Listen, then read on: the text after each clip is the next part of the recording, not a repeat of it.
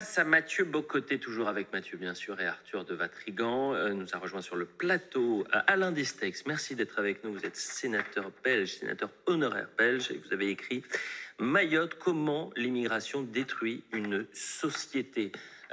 Mathieu Bocoté, pourquoi avoir invité Alain Destex ce soir? D'abord pour parler de son livre, effectivement, parce qu'Alain Destex, qui est un des fondateurs de Médecins sans frontières, si je ne me trompe pas, a été à Mayotte. Et de ses observations, il en a tiré un ouvrage tout à fait passionnant pour chercher à comprendre de l'extérieur et de l'intérieur tout à la fois cette île, mais aussi les circonstances font en sorte qu'Alain Destex est belge. Et la Belgique a été au cœur de l'actualité cette semaine, pour le meilleur et pour le pire. Et nous allons parler un peu d'abord de la RTBF avant de parler de son livre tout à fait passionnant. Alain Destex, bonsoir. Bonsoir. Alors, question première. La Belgique francophone était au cœur de l'actualité cette semaine lorsque plusieurs ont découvert ce dont nous avons déjà parlé sur ce plateau ici avec vous, le cordon sanitaire de la Belgique francophone. Pourriez-vous, premièrement, nous rappeler quel est le sens de ce cordon sanitaire et deuxièmement, comment la Belgique francophone a réagi lorsqu'elle a été placée au cœur de l'actualité européenne à la manière d'un petit pays autoritaire qui décide de restreindre la liberté d'expression? Alors, le cordon sanitaire, c'est assez simple, c'est l'interdiction de mentionner tout ce qui est considéré par les journalistes sans être jamais défini comme soi-disant d'extrême droite. Mais ça a une portée très large, c'est la critique de l'immigration massive, la critique de l'islam, la critique du réchauffement climatique. Ça a même été en Belgique à un moment jusqu'à la critique du nucléaire, parce que tout le monde était pour la sortie du nucléaire avant la guerre en Ukraine. Et donc il y a une interdiction pour les médias de donner la parole à des mouvements considérés comme d'extrême droite, donc par exemple le Rassemblement national en France, et pour les politiques, interdiction de faire la moindre coalition avec ces partis. Au point même, par ailleurs, lorsqu'on donne le discours, on diffuse le discours de Donald Trump, de le diffuser en différé au cas où s'il dirait des choses illicites. Oui, donc ce qui n'a rien à voir avec la Belgique, puisqu'on voit mal Donald Trump devenir Premier ministre de Belgique, mais la RTBF, notre chaîne publique qui a par certains aspects des côtés, disons, un peu cubains ou nord-coréens, a étendu cette notion de cordon sanitaire au monde entier, y compris au président élu des États-Unis. Alors, parlons de votre livre. Mayotte, comment l'immigration détruit une société. C'est publié chez Texki. Et alors, c'est un ouvrage, donc à la fois, je dirais, une forme de grand reportage et en même temps de récit de voyage et d'analyse politique de votre passage à Mayotte. Alors, première question, et presque sur le mode du voyageur, vous arrivez à Mayotte pour pratiquer votre travail de médecin. Et quelle est votre première impression lorsque vous voyez l'île? Ma première impression, c'est qu'on n'est pas en France, qu'on est en Afrique. Par certains aspects, le Mayotte ressemble au Congo-Kinshasa ou à la Guinée-Conakry ou au Soudan, à d'autres pays que j'ai connus. Et donc il y a un mélange de violence extrême. Il y a un couvre-feu tacite à Mayotte. Personne ne sort le soir en dehors de la capitale parce que c'est simplement trop dangereux. Et puis il y a des services publics qui sont complètement débordés, trop peu de médecins, trop peu d'infirmiers. En fait, c'est pas trop peu de médecins, trop peu d'infirmiers, c'est trop de personnes clandestines d'origine étrangère qui submergent tous les services sociaux. La santé, l'éducation et l'administration. D'ailleurs, c'est le sous-titre de votre ouvrage, comment l'immigration détruit une société. Parce que souvent, on a l'impression, quand on parle d'immigration, dans l'imaginaire, c'est l'Europe submergée par une immigration non européenne ou extra-européenne. Là, dans le cas de Mayotte, c'est tout autre chose. Ce sont les Français mais qui ne sont pas des Européens, et qui sont submergés par l'immigration venant des Comores, mais pas seulement, et qui disent un instant, aidez-nous, nous sommes débordés chez nous. Oui, donc les Mahorais n'en peuvent plus d'immigration. Il faut bien voir que la moitié de la population de l'île, c'est une immigration illégale, clandestine. Et puis au départ, c'est une immigration qui vient des Comores et de Madagascar, mais comme Mayotte fait partie de l'Union européenne, cette immigration, elle vient maintenant de quasiment toute l'Afrique. Vous avez des immigrés qui viennent du Congo-Kinshasa, à 3500 km. Vous en avez qui viennent de Guinée-Conakry et du Cameroun, à 6000 km. Et donc pourquoi? Parce que c'est plus facile d'arriver à Mayotte que de traverser le désert libyen ou la Méditerranée. Donc Mayotte est littéralement submergée, la société est en train de se déliter, la violence est extrême, c'est une violence d'ailleurs, on pourrait y revenir, qui est commise essentiellement par des mineurs, et les services publics ne sont plus du tout les mêmes que ceux que des citoyens français peuvent attendre. Parce que Mayotte n'est pas un tome, c'est un département français depuis 2011 et donc devrait être traité comme tous les départements français. Alors, vous l'avez évoqué, la question de la violence. Et vous évoquez dans votre livre une forme de double retournement de l'état de droit contre la société qu'il pratique. Donc, d'un côté, le droit des migrants qui se retourne contre le droit de propriété, et de l'autre côté, le droit des mineurs, le droit des enfants qui se retourne en bonne partie contre le droit à la sécurité des Mahorais. Alors pourriez-vous nous en dire davantage sur ce double retournement de l'état de droit? Et donc la violence vient essentiellement de mineurs abandonnés par leurs parents, parce que le but c'est de rester à Mayotte pour un jour et pouvoir espérer obtenir la nationalité française. Donc quand par exemple des Comoriens sont renvoyés aux Comores, ils abandonnent leurs enfants, ils les laissent à Mayotte. Les petits sont pris en charge, mais les plus grands deviennent des délinquants. Or, la justice et l'État français est totalement impuissant parce que, comme ils sont soi-disant mineurs, bien que la notion de mineur peut aller jusqu'à 25-26 ans à Mayotte, puisqu'il n'y a pas moyen de calculer l'âge exact de ces personnes, ils ne peuvent pas être renvoyés, donc ils sont abandonnés à eux-mêmes. Quand ils sont arrêtés par la gendarmerie, ils attaquent les gendarmes en permanence. À Mayotte, il n'y a pas une seule voiture de gendarmerie qui n'est pas complètement cabossée, caillassée par ces délinquants qu'on appelle des dakou. Mais bon, ils sont arrêtés et ils sont relâchés immédiatement. Les Mahorais, d'ailleurs, les appellent les enfants du juge. Donc, aussi longtemps, si vous voulez, qu'on ne règle pas ce genre de problème, il n'y a pas de solution dans la reconstruction à Mayotte. Et pourquoi est-ce que je dis que c'est une perversion de l'état de droit? Parce qu'effectivement, le droit d'asile devient la négation du droit de propriété des Mahorais, puisque les immigrés ou les demandeurs d'asile s'installent sur des terres de Mahorais. Les droits de l'enfant, tout le monde a priori est favorable aux droits de l'enfant, sauf que concrètement, les droits de l'enfant à Mayotte, c'est quoi? C'est le droit à l'insécurité pour les populations mahoraises. Et donc, je propose dans ce livre de remettre un peu dans la façon dont Arthur de Vatrigan l'a brillamment exprimé dans la première partie à propos du discours de Millet. Je crois qu'on doit revoir entièrement cette notion de droit et d'état de droit qui se retourne aujourd'hui contre les populations que cette notion de droit est censée protéger.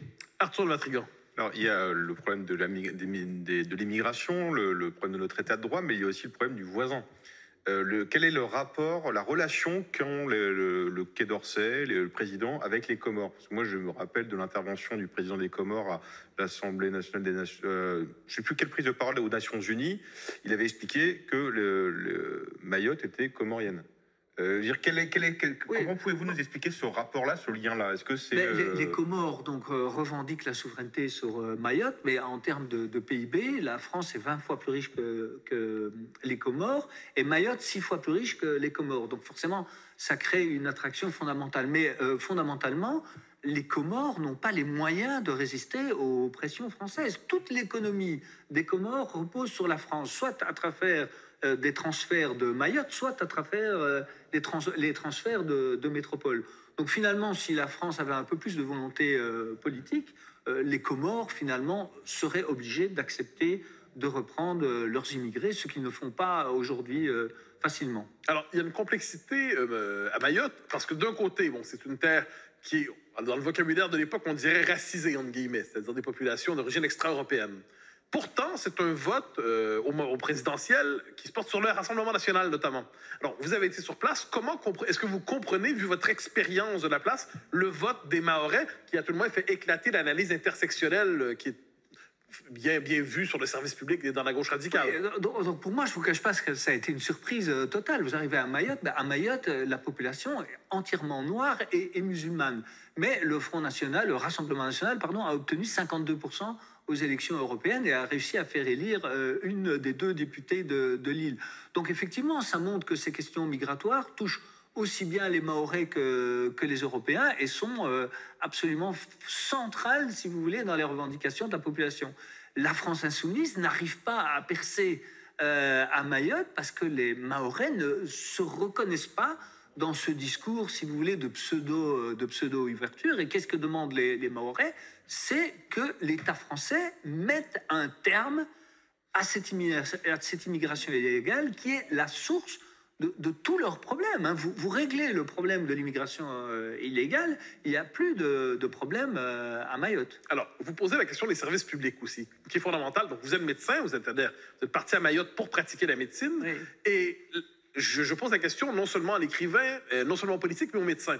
Vous vous retrouvez dans une situation, est-ce que vous pouvez soigner, tout simplement? Vous êtes sur place, vous êtes avec des gens qui ont qui arrivent avec leurs problèmes, par définition, vous voulez les soigner. Est-ce que le contexte fait en sorte que vous pouvez faire votre métier correctement? Est-ce que vous pouvez soigner? Ou est-ce que finalement, vous êtes à ce point débordé que vous êtes condamné à une forme de service minimal involontaire? Non, non, on peut quand même soigner parce que c'est quand même la France. Il y a tout un système de santé qui est mis en place. On peut faire appel au SAMU. Ça prend parfois d'ailleurs des situations un peu cocasses par rapport à la pauvreté généralisée. On peut appeler le 15 et faire évacuer quelqu'un en hélicoptère vers Mamoudzou. Donc on peut soigner, mais tout est trop peu, si vous voulez. Il y a trop peu de médecins, trop peu d'infirmiers, trop peu de kinés, trop peu d'aides-soignants et beaucoup trop de personnes d'origine étrangère qui submergent le système de santé. Et qui en abusent? Enfin, certains en abusent mais surtout, les Mahorais n'ont pas droit à l'accès à la santé comme les autres citoyens français parce qu'il n'y a pas de priorité pour les Mahorais dans l'accès à la santé. Je veux dire, si par exemple il y a un seul ophtalmologue pour l'île, le Mahorais ne va pas passer avant un illégal pour avoir son rendez-vous. Donc ils peuvent à juste titre se sentir discriminés, si vous voulez, par rapport aux migrants. D'une certaine façon, les migrants ont plus de droits que les Mahorais. C'est la même chose dans le système scolaire. Les jeunes sont plus ou moins scolarisés, puisque c'est la France, sauf qu'un jeune illégal de 15 ans qui arrive, il est mis dans une classe de 15 ans, mais il ne parle pas le français. Donc, il fait baisser le niveau scolaire de l'ensemble de la classe, et qui paye le prix de cette immigration, c'est une fois de plus les Mahorais.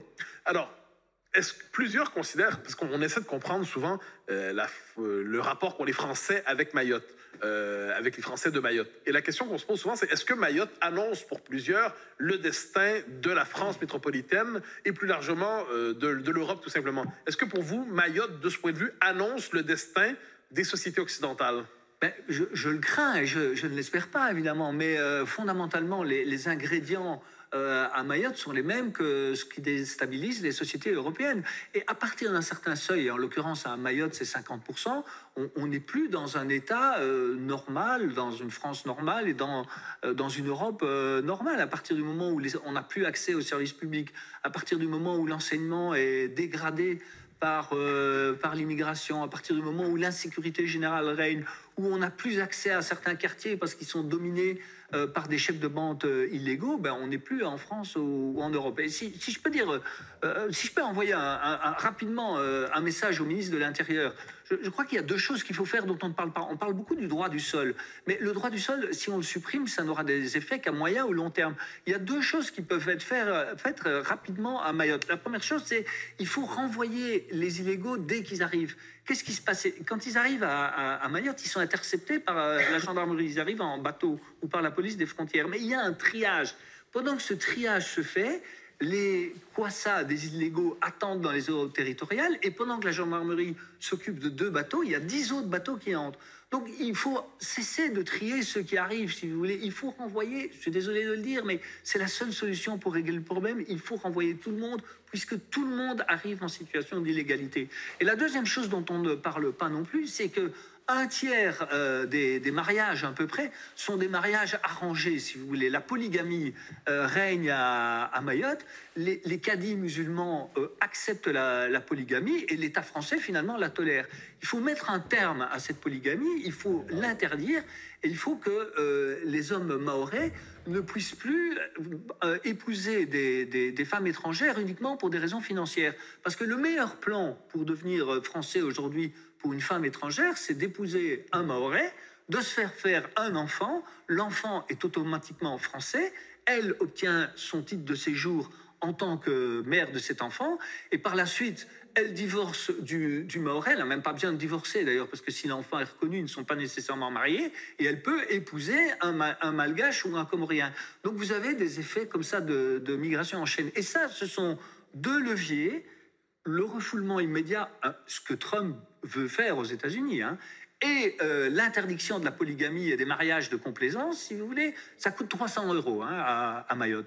Donc si vous voulez faire reconnaître un enfant, vous êtes mahorais, vous allez à la mairie, vous dites que vous êtes le père de cet enfant, même si vous ne l'êtes pas, et bien si vous avez reçu 300 €, l'enfant est reconnu, et donc à partir de là, vous entraînez une reconnaissance de nationalité française. Et ce débat-là, je n'en entends jamais parler en France. On entend toujours parler du droit du sol, Mais je le répète pour terminer, le droit du sol, je pense effectivement qu'il faut le supprimer à Mayotte, mais il ne portera ses effets qu'à moyen ou long terme. Il y a des mesures plus immédiates qui peuvent être prises. Arthur de Vatrigan. Y a-t-il des ingérences étrangères comme en Nouvelle-Calédonie, à Mayotte, des grandes puissances qui regardent Mayotte de près? Alors, il y en a, mais ce qu'il y a de formidable à Mayotte, parce que je reviens de Nouvelle-Calédonie, c'est qu'il n'y a absolument aucun sentiment anti-français. La France est aimée, la France est adorée, les Mahorais sont français, aiment la France, et c'est pas du tout comme en Nouvelle-Calédonie où une partie de la population kanak rejette et déteste la France. Donc les ingérences étrangères, elles existent, mais elles sont minimalistes parce qu'elles ne rencontrent pas d'écho dans la population. Alors, il y a eu le cyclone tout récemment, enfin, qui a une forme d'effet destructeur absolu sur l'île. Estelle Youssoufa, députée mahoraise, dit ça aurait été l'occasion, paradoxalement, de reconstruire sur de nouvelles bases. Mais, ajoute-t-elle, les bidonvilles ont recommencé à pousser presque comme des champignons juste après le cyclone. Autrement dit, est-ce qu'on est devant une occasion gâchée, une occasion ratée à Mayotte de reconstruire sur de nouvelles bases l'île? Absolument, elle a raison, mais évidemment, ce n'est pas facile d'empêcher les illégaux de reconstruire. Il faut bien qu'ils aient un toit, qu'ils mangent, donc on doit les secourir sur le plan humanitaire. Mais il faudrait effectivement coupler la reconstruction à des reconductions en masse aux Comores. Et cet aspect-là, on ne le voit pas débuter, si vous voulez. Vous savez qu'en France, le séjour illégal n'est plus un délit. Donc, autrement dit, avant même le cyclone, la gendarmerie et la police n'avaient pas le droit de pénétrer dans les bidonvilles, dans les bangas, pour expulser les illégaux. Donc, le seul moyen d'expulser un illégal, c'est de faire un barrage routier et d'espérer de capturer quelqu'un au moment où il passe ce barrage routier. Mais on sait que tous ces bangas sont occupés par des illégaux. Donc, au fond, l'état actuel de la législation ne permet pas de lutter sérieusement contre l'immigration illégale. Et c'est là où Bruno Retailleau pourrait faire la différence, c'est-à-dire en ayant une politique ferme de reconduite à la frontière, et aussi, je le répète, de lutter contre cette polygamie et ces mariages arrangés pour de l'argent. Il nous reste 1 minute 30 environ. Vous parlez de l'insécurité à Mayotte, vous dites que les véhicules de la gendarmerie sont cabossés, attaqués. Est-ce que, certains égards, on peut dire que finalement, ce sont les gangs qui font la loi à Mayotte davantage que la République? Absolument, puisque la République n'est pas capable de garantir la sécurité des Mahorais. Il n'y a pas un Mahorais qui n'a été victime ou témoin d'une attaque ou de l'insécurité. Et je vous le dis, à Mayotte, il n'y a pas de couvre-feu. En Nouvelle-Calédonie, par exemple, il y a eu jusqu'à très récemment un couvre-feu imposé par l'État. À Mayotte, il n'y a pas de couvre-feu, mais de facto, après 6 heures du soir, personne ne circule sur les routes parce que c'est trop dangereux. Il nous reste 45 secondes. Cet entretien, s'il avait été diffusé sur la RTBF, est-ce qu'il aurait été à l'extérieur ou à l'intérieur du cordon sanitaire? Alors, il aurait certainement été à l'intérieur du cordon sanitaire et il aurait été diffusé évidemment avec quelques minutes de retard pour s'assurer de vérifier tous vos propos. De mes propos qui sont absolument inadmissibles en Belgique. Vous savez, c'est la dernière télé soviétique, parce que ce qu'on ne dit pas assez, c'est il y a le cordon sanitaire, mais il y a aussi un autre cordon, c'est le cordon ombilical entre la RTBF et le Parti socialiste. Depuis 47 ans, les directeurs de la RTBF sont tous des socialistes. 47 ans. Je pense que même dans les démocraties populaires, on n'avait pas ce taux de longévité. Alain Destex, je rappelle votre livre Mayotte, comment l'immigration détruit une société. Merci beaucoup d'être venu